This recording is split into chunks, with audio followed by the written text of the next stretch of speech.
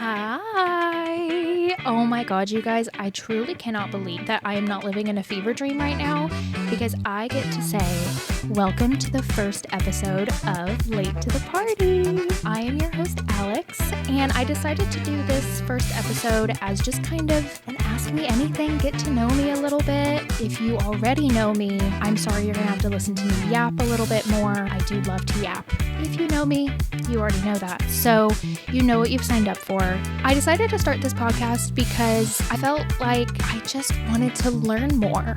And there are so many amazing queer people in the community, and I feel like I don't know enough of you. And I don't know everything that I want to know. And I feel like this is the perfect way to learn a little bit and explore a little bit, get to tell a little bit of my own story and my own trauma. I'm really excited about it. As I've been gathering the guests for the upcoming episodes, I keep telling people I want you to feel so comfortable, like we're just having girl talk, we're just chit-chatting, you don't have to feel super formal, be honest and open, and you're safe with me. And I feel like it's only fair for me to be that for you guys too. I want to give you guys the opportunity to get to know me a little bit. Some of you I'm meeting for the first time, and first of all, it's so cool. Thank you for wanting to listen to me. It's crazy. But I also have kind of a lot to say about myself, and this gives me the opportunity to just get it all out, and then maybe we never have to talk about it again.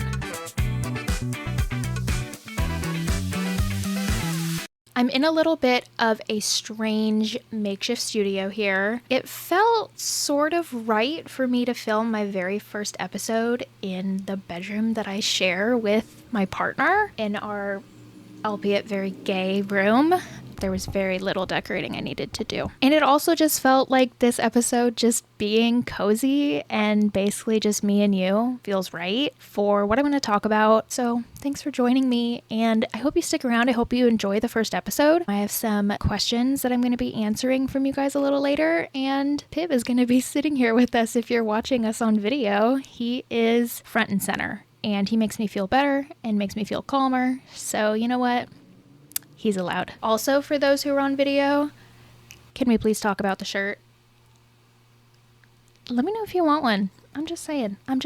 So I feel like it's only right to kind of tell you a little bit about who I was before this. And that means we have to go back to the beginning and my very awkward childhood phase. I was your very typical dramatic theater kid. I was super fantastical. I loved to act. I loved to be dramatic. I loved to put on a performance. And I feel like in a way it was really nice because I got to just kind of like create a character for myself. I was really, really fortunate that I grew up with so many queer role models in my life.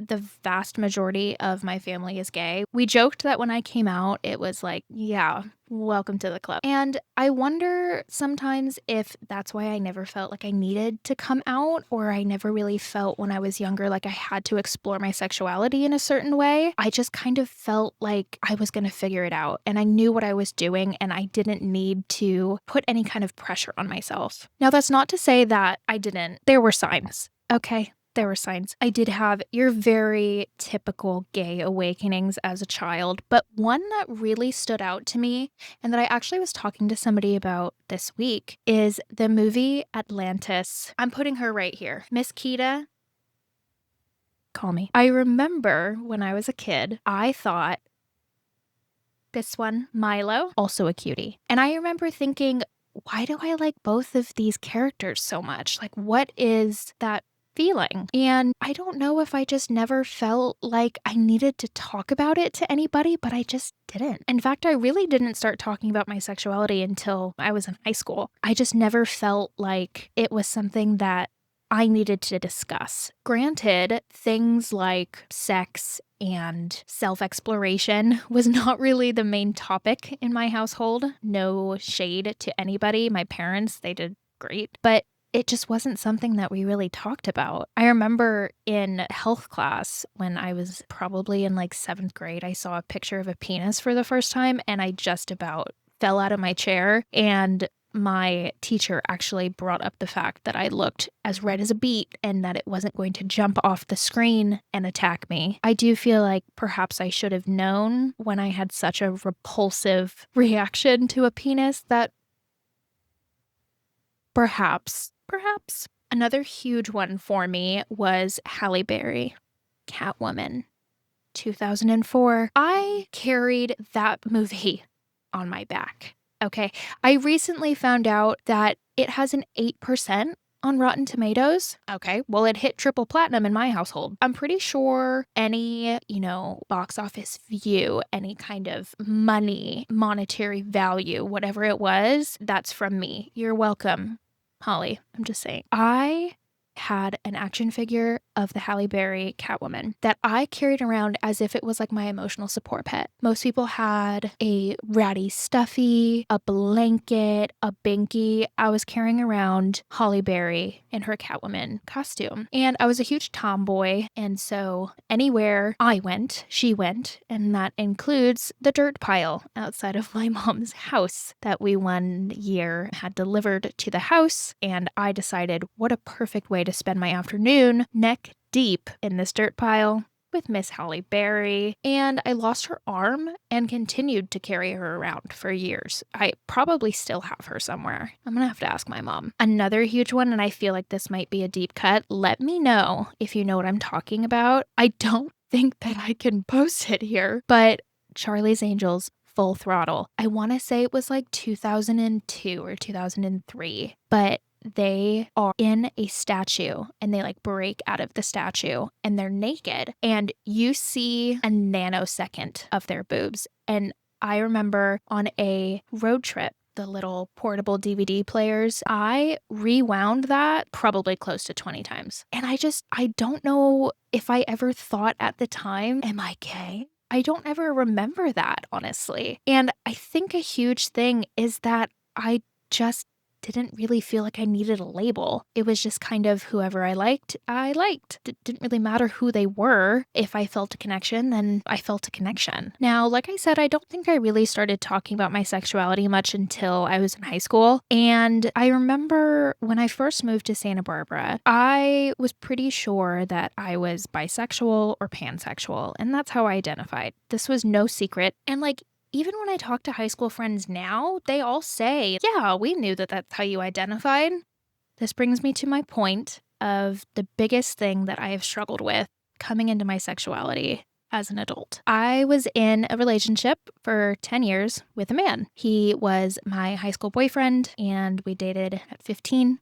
I knew him since I was 14, and we broke up when I was about 25. 26. I think the difficult thing is that for me, I was still gay, and that didn't change anything just because I was in a straight presenting relationship. Yes, I was with a man for 10 years, but that didn't change what my sexuality was. As I got out of high school and got into my adulthood, I was like, yeah, I think pan feels a little more right for me. Pan felt a little bit closer to what I felt. And again, I just didn't ever really feel the need to explore it or dive deeper into it because I was in a relationship for 10 years and I really did think I was going to marry that person. I didn't really have this big movie magic moment. I had a gay slow burn with 3 false starts and a reboot. I really had to find my whole life again. And honestly, it was amazing. Like I said, this relationship was my very first relationship. I got into this when I was 15. We dated for 10 years. I had never been on a dating app. I didn't know what Hinge was. I didn't know what Tinder was. But after this relationship ended, I had the opportunity to figure out what I wanted and what I liked and why this relationship that I had put so much work into just didn't work. I know some people have this incredible moment where it all just clicks for them, and I didn't really have that. I woke up from a decade-long nap post-breakup, and I was like, oh shit, I think I might be a full-time gay.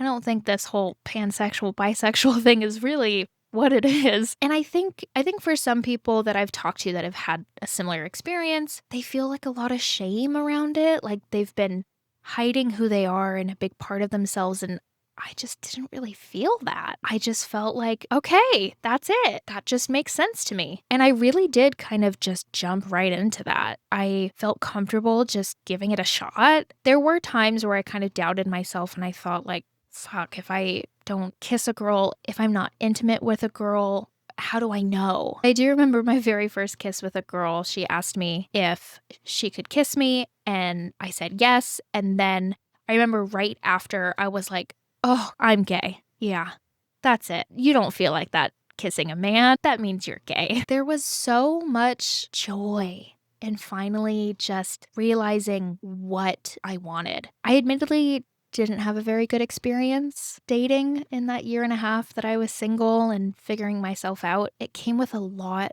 of trauma and some uncomfortable experiences and situations that I was put in that I didn't want to be in and I shouldn't have been put in. And even though I went through all of that and I am still processing, I am still healing, it affects me every day. It has shaped how I understand intimacy and what I want out of a relationship, what trust means to me, how I connect with my partner. And I know it sounds cliche, but I really feel like I had to go through all of that to get to where I am today. I would take all of the crash outs over and over and over to be where I am right now. The relationships that I have built, not even just with my partner, but the friendships that I have built, because I feel like I'm just finally living like my actual true authentic self. That sounds so cheesy and cliche, but it really is true. I feel so real and just happy and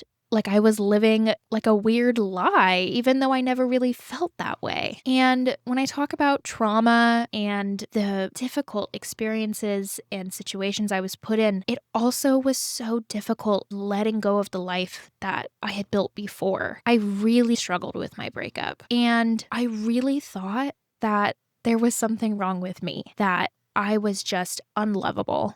And I have always felt in my life like I was chasing after people, begging them to love me as much as I loved them. And I just could never catch up with them. I could never reach them. My hands were outstretched and they were just out of reach. And then I re-downloaded Hinge one evening when I was very sick and a little tipsy on cough syrup. And a girl popped up on my screen named Addison. Of course, I was going to talk about my wife, but a lot of you wanted to know the story of how we met and the fun, juicy parts. But this is what I feel like was my movie moment. I had completely given up on dating for about 7 months. I was just really enjoying being with myself and having fun, making friends, new experiences, trips, just living life. And I was sick. And I decided to re-download Hinge and scroll it like Facebook. And at that point, I was still kind of allowing certain, don't piss me off, certain men to pop up on my Hinge, and it was usually pretty terrifying. So I had turned off men, was only allowing women, and I scrolled like 3 times.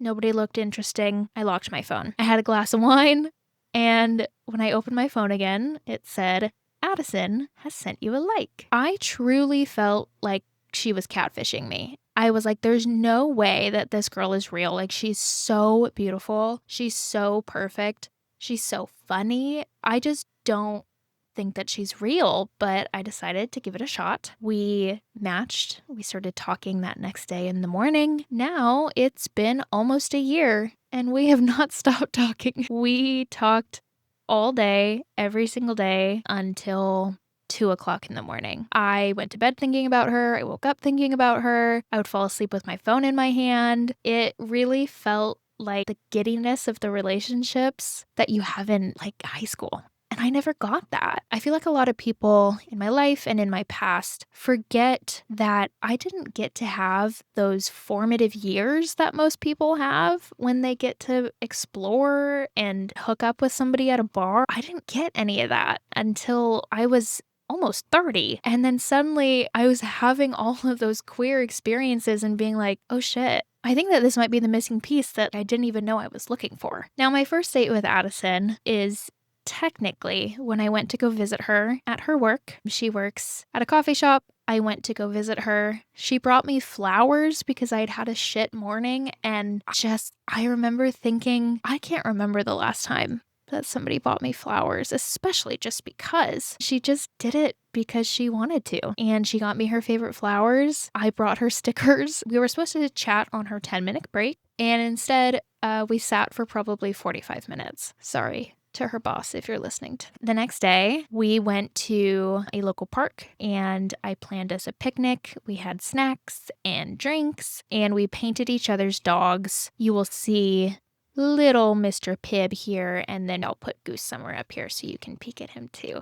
And that date lasted from 6:30 p.m. to like 3 a.m. We just talked and told each other everything. I felt like I needed her to know everything about myself. I wanted to know everything about her. And as time went on, as we had more conversations, I just realized I've never felt this way about a man.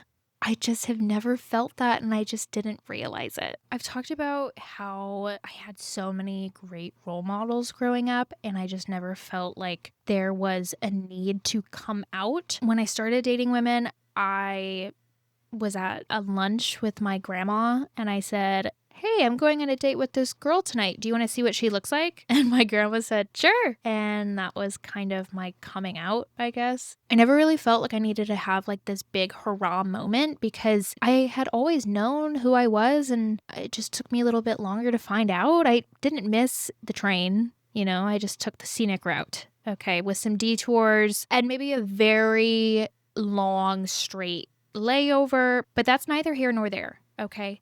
I remember I had a friend who got mad at me and told me that it was really unfair and really shitty that I didn't sit down with her and explain to her that I was gay, and that instead I just said, I think I'm gonna ask this girl out. I think I really like her.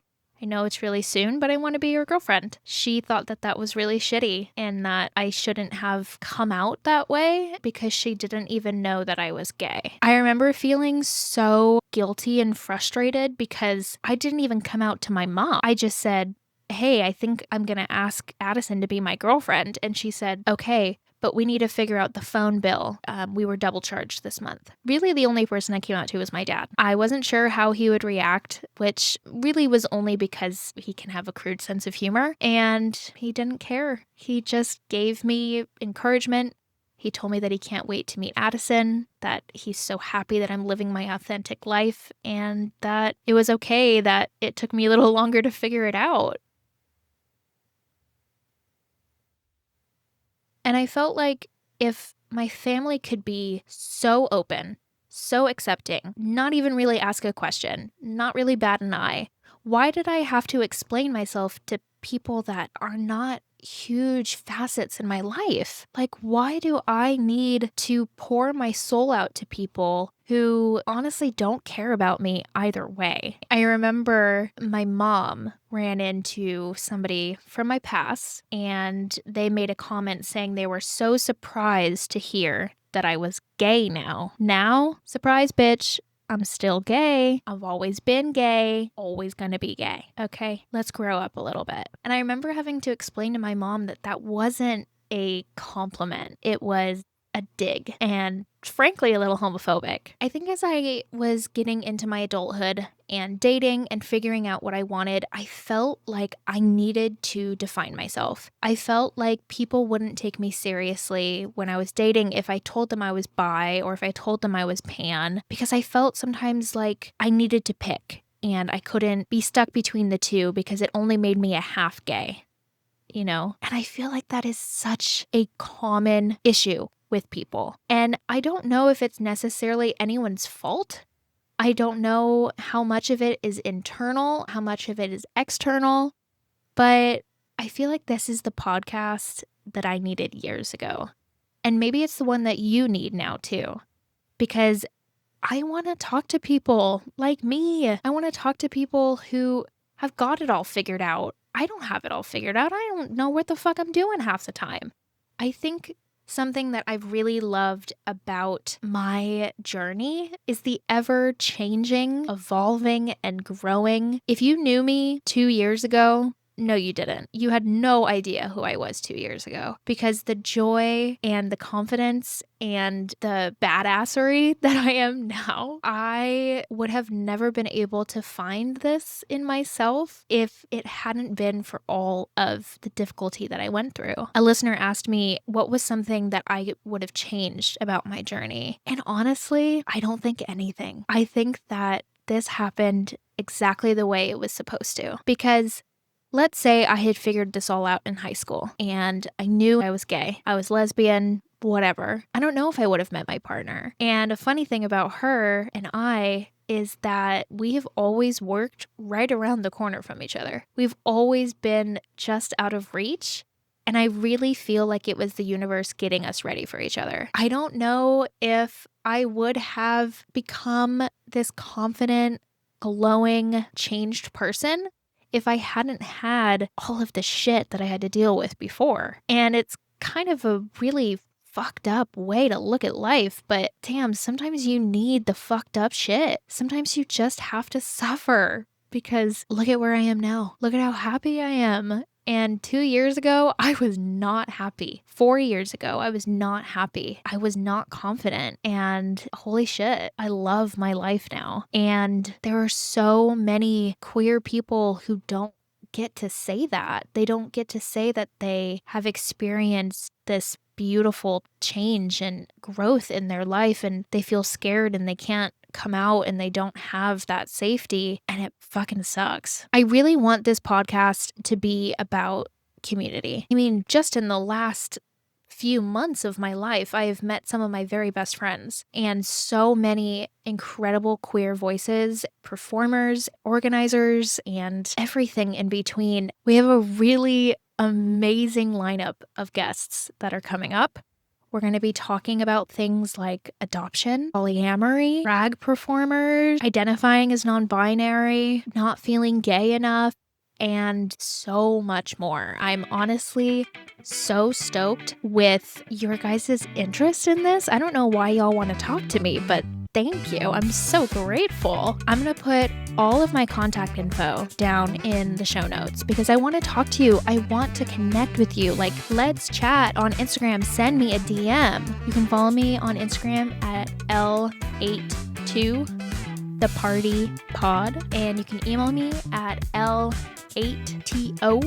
the party podcast at gmail.com. And holy shit, guys, thank you for listening. What the fuck? This is crazy. Thanks for coming to my gay TED Talk / extended voice note / diary entry. This is amazing. And I want to sign off by saying, wherever you are in your journey, you're not behind. You showed up today, however that looks. And you know what? You're never late. You're right on time. Thanks, you guys. You want to say bye, Pip?